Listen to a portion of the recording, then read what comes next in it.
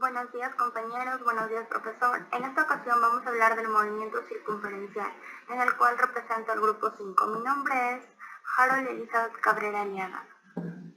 Y comenzamos. Teoría del movimiento circunferencial. En física, el movimiento circunferencial describe el movimiento de un cuerpo con una rapidez constante y una trayectoria circular, aunque la rapidez del objeto y la magnitud de su velocidad son constantes. Cabe destacar que en cada instante cambia de dirección. Es por ello que el movimiento circunferencial se mueve en diferentes instantes y cada vector tiene diferentes direcciones y cambia permanentemente. Sin embargo, su magnitud es constante.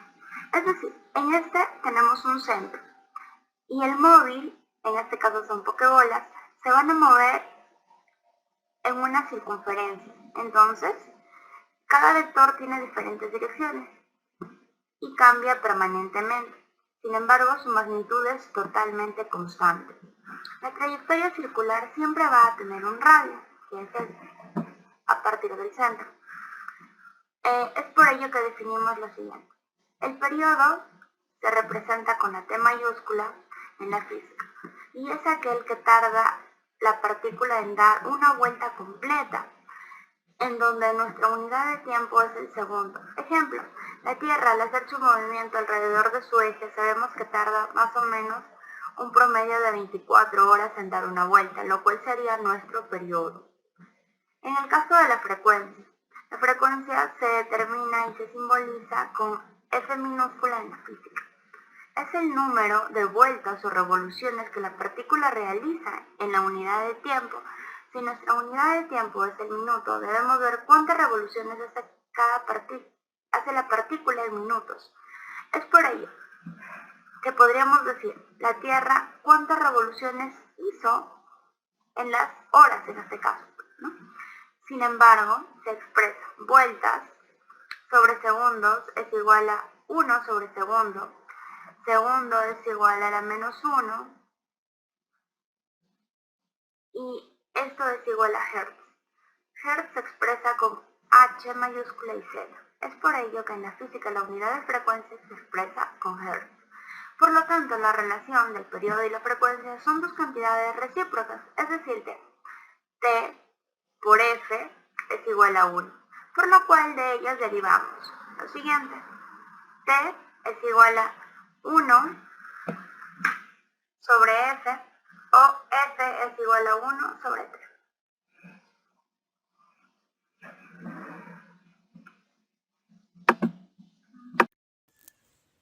Compañeros, buenos días. Profesor, buenos días.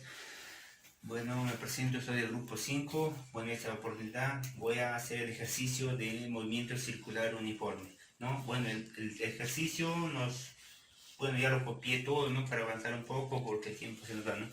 El ejercicio dice, un cuerpo gira con un movimiento circular uniforme en un ángulo de 1080 grados en 15 segundos. Hallar su velocidad angular, ¿no es cierto? Entonces, recordemos que para movimiento circular uniforme, bueno, presentado una circunferencia donde mostramos un ejemplo, ¿no? Cuando tenemos en 15 grados, pues debe recorrer en un mismo periodo, es decir, que si tengo 15 grados debe recorrer en un segundo, en 30 grados debe recorrer 2 segundos, en 45 grados sería 3 segundos, ¿no es cierto? Entonces nos pide hallar la velocidad angular, ¿no? Pero sabemos que en física velocidad es igual a distancia sobre tiempo y el ángulo se mide en radianes, el tiempo se mide en segundos, ¿no es cierto? Entonces, hallemos lo primero que nos pide, que el ángulo, sabemos que el ángulo se mide pues en radianes, ¿no es cierto? En radianes. Entonces, hallemos lo que nos pide ahora, hallemos primero el ángulo radianes, ¿no? Entonces, 1080, decimos que 1080 grados es igual a X, una equivalencia, ¿no es cierto? Que colocamos, entonces decimos que 180 grados es igual a pi radianes, ¿cierto?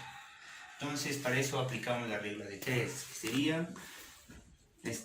que sería X sería igual a 1080 grados pi radianes sobre 180 grados. Entonces, decimos que si saco una décima, me quedaría 108, 18. Pero fácil puedo sacar de cada 108, 18 una tercia, que sería 36 sobre 6. ¿No es cierto? Entonces, que x es igual a 36 entre 6 sería 6. 6 pi radianes. ¿Cierto? 6 pi radianes. Entonces ya tengo el ángulo de 180 grados, ¿no es cierto? El ángulo de 180, de 1080 grados en radianes sería 6 pi radianes. Entonces, simplemente voy a reemplazar lo que me pide hallar su velocidad angular. Como la velocidad se mide en radianes sobre segundos, digo que radianes de 1080 ya. Buen día, profesor. Buen día, compañeros. El tema que vamos a tocar ahora es fuerza centrípeta. ¿Qué es la fuerza centrípeta? Se conoce como fuerza centrípeta a la fuerza o al componente de la fuerza que actúa sobre un objeto en movimiento que pasa por una trayectoria curvilínea y que está dirigida hacia el centro de curvatura de la trayectoria. Podemos visualizar que la fuerza centrípeta es ejercida hacia el centro y forma una circunferencia. Recordemos la primera ley de Newton. Todo objeto persiste en su estado de reposo o movimiento uniforme en línea recta, a menos que sea obligado a cambiar ese estado por fuerzas aplicadas a él. Entonces, veamos los siguientes ejemplos. En el primer caso, un hombre está manejando una bicicleta, viaja a una velocidad constante en línea recta y choca con unas piedras. Según la primera ley de Newton, todo cuerpo se mantiene en reposo o movimiento a menos que cambie de estado por efecto de otras fuerzas aplicadas a él. Aquí es donde vemos, ¿no? Vemos a un hombre manejando la bicicleta y por acción de la piedra se cambia su estado de movimiento. Entonces, la clave está en el movimiento uniforme, en línea recta. ¿Qué nos dice la inercia? Dice que los cuerpos en movimiento tienden a moverse en línea recta, no en línea curva. Ahora, para que un cuerpo cambie de movimiento de línea recta a línea curva, es necesaria aplicar una fuerza sobre él. Veamos otro ejemplo. En el segundo caso podemos ver que en cada punto, la piedra siempre trata de moverse en línea recta en dirección de la velocidad. Pero la cuerda ejerce una fuerza externa sobre la piedra y la obliga a cambiar de trayectoria, y hace que se mueva en un movimiento de línea curva. Cuando cortamos la cuerda, cesa la fuerza centrípeta, y la piedra regresa a su movimiento natural, es decir, a moverse en línea recta. La piedra no sale disparada por ninguna fuerza, sino por la inercia, y la inercia no es una fuerza, es la tendencia natural de los objetos de mantener el estado en que se encuentran, en este caso, en línea recta. Veamos unos ejemplos. Aquí un deportista hace el lanzamiento de martillo y aquí se puede visualizar la fuerza centrípeta. Otro caso, que lamentablemente es un accidente, vemos que la persona sale despegada de los juegos mecánicos, pero en línea recta. Lamentablemente ha sido un accidente que no se desea a nadie, ¿no? Veamos qué es la aceleración centrípeta. Los objetos con movimiento rectilíneo uniforme tienen una velocidad constante, pero un objeto que se mueva sobre una trayectoria circular con velocidad constante experimenta continuamente un cambio en la dirección de su movimiento, esto es, en la dirección de la velocidad. Puesto que la velocidad cambia, existe una aceleración. La magnitud de este cambio de dirección de la velocidad por unidad de tiempo es la aceleración centrípeta, representada por un vector dirigido hacia el centro de la circunferencia. Y ahí, ¿no? La aceleración centrípeta es igual a la velocidad al cuadrado sobre el radio. Aquí vemos otro ejemplo práctico, ¿no?